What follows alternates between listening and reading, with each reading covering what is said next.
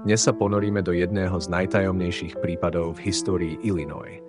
Príbeh, ktorý zmiatol miestnych obyvateľov a zaujal verejnosť na celom svete. Príbeh o Enfield Monster. Bolo to 25.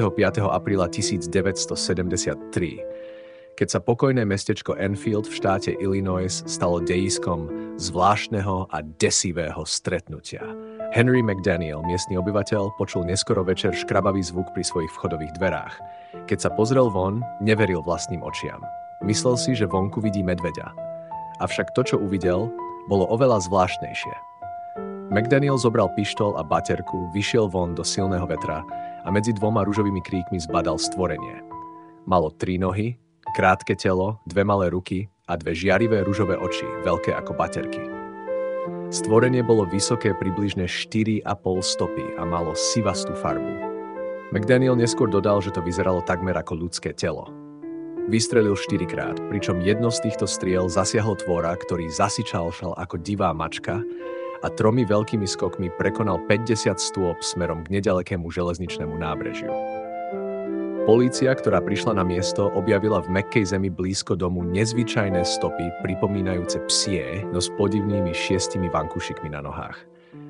McDaniel bol pevne presvedčený, že to, čo videl, nepochádzalo z tejto planéty. Dokonca vyhlásil: ak to nájdu viac ako jedného a nebudú z tejto planéty, to vám môžem povedať.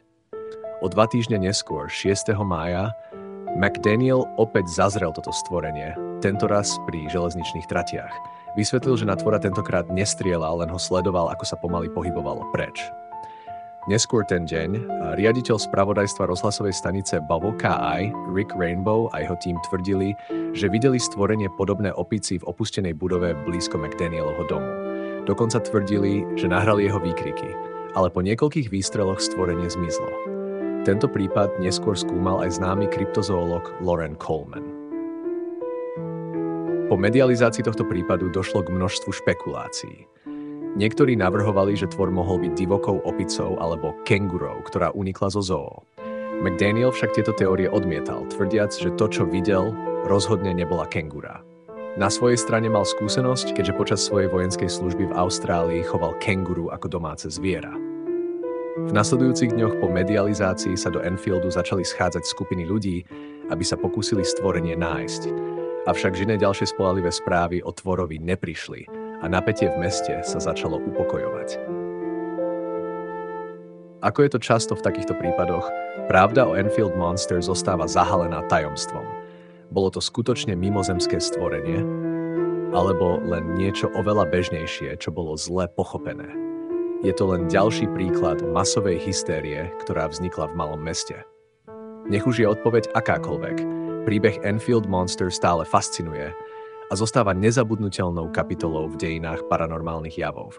A čo vy? Čo si myslíte, že Henry McDaniel skutočne videl?